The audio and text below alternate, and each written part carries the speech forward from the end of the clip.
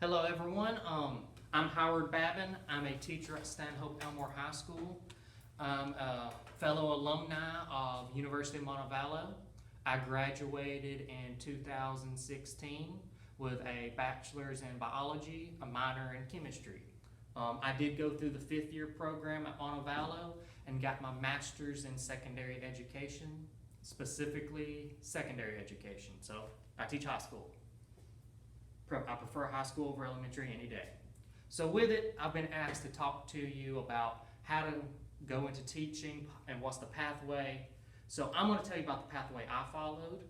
And if there's any new pathways, I'd recommend you reach out to the education department there and see if they have modified or have reinvigorated the program to further meet needs of students who are getting their bachelor's. So with it, I'm just going to start with the first one. Get your bachelor's degree. Now with it, you can get a bachelor's in biology, chemistry, that's up to you. Everybody has their own preference. I went the biology route because I loved biology, took enough classes, got my minor in chemistry, and afterward I went to talk to the professors at the education department. They told me I just needed to complete a few preliminary classes, which I did that the summer after I graduated Montevallo, and I took the MAT, Miller's Analogy Test. You have the choice of taking it or the GRE. Whichever one you feel more comfortable with. I took the MAT because it was right there on campus and I could be done with it. Also, you may have to take, it was a praxis, just general core knowledge. So with it, this is kind of where you will start specializing in what type of science degree you want to go into when it comes to education. Education has, at the moment, Montevallo has three major pathways for science. You can go the biology route, you can go the chemistry route, or you can go the general science route. Biology route means your dedication is to teach life science classes, environmental science, biology, anatomy, physiology. Chemistry, on the other hand, is more physical science. So you will teach chemistry, you may be prone to teach physics, physical science, and a few other courses like that. I went the general science route because I was informed it was more marketable. In other words, I can teach any science. I've been in the school for a total of 3 years this January. I have taught 9 subjects here because being hired in the middle of the year, I took over. I started teaching physical science and 9th grade biology. Loved it, had several teachers that helped me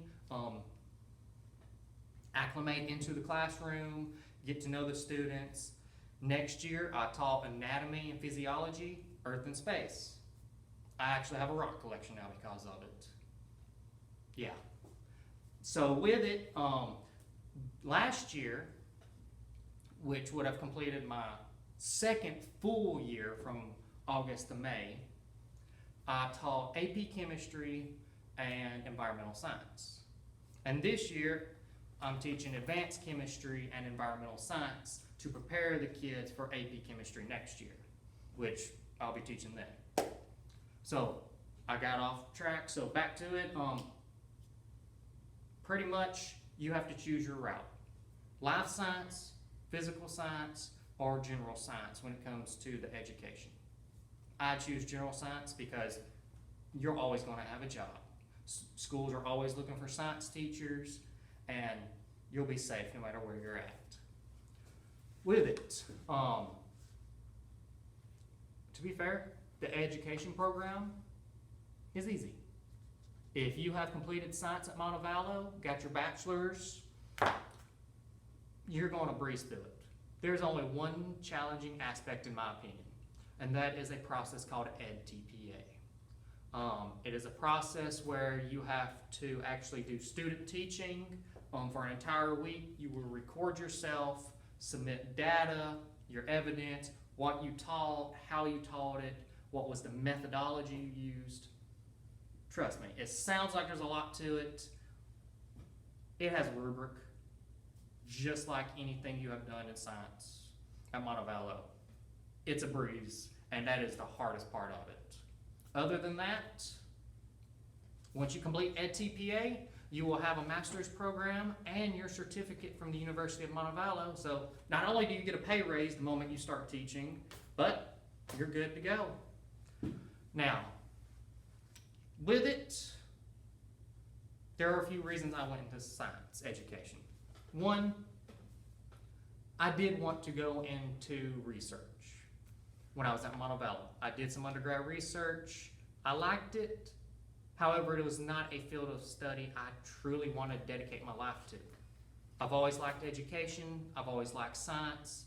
And I went to a school, and I love them to death, but I never had a lab in high school. So one thing I wanted to make sure was, if I became a teacher, I wanted my students to have labs.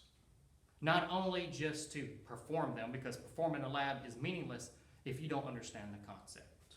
So with it, I do labs. My eventual goal is to do 1 lab a week, minimum. That's not going to happen this year. It didn't happen last year. It didn't happen my first year. So with it, that's one of the reasons I wanted to become a teacher, was because I wanted to do better than what was given to me. And the professors at Montevallo, I've reached out to several of them. They've even provided me with some information or some resources that have helped me provide to the students to help them understand concepts. Now with it, obviously there's make a difference. Everybody wants to make a difference. You're going to get those thank yous from students. You're going to get those students who dislike you. That's normal. I can't say it will or won't happen to you. And to be fair, it's actually relief to me that I have some that like me, some that don't. Because it means I'm doing what I'm supposed to. I'm providing a differentiated instruction to provide the labs, to provide lecture, to provide activities. Now, next, resources. Resources are everywhere. Professors, my former peers, I went to Montevallo with, colleagues I work with here, all of them are valuable resources, and they're more than willing to help. That is one thing educators are not afraid to do, and it's to help one another when in need. Because, well, to be frank, who was expecting to teach in a pandemic? A pandemic. Because I have my classroom, if you could only see it, I have it spread out to the maximum of my ability. It is almost a packed out classroom. I mean, it's the best I can do. Now with it, there are some dislikes to it. The paperwork.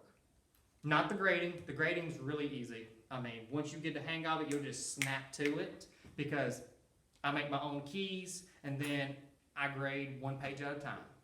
And it makes it faster for me. I also have Google Classroom and several other resources. And the only alternative, the only other thing I dislike is the virtual teaching, because I'm new to it and I'm kind of old school where I like to face-to-face. However, I do my best to provide for the students online because they deserve it. Now, other than that, okay. If you got questions, just come send me messages or email. I'm gonna end up sending it to the professors who share this video. That way you can contact me in case you have any questions. So with it, good talking to you, and hopefully see you in the classroom in the future.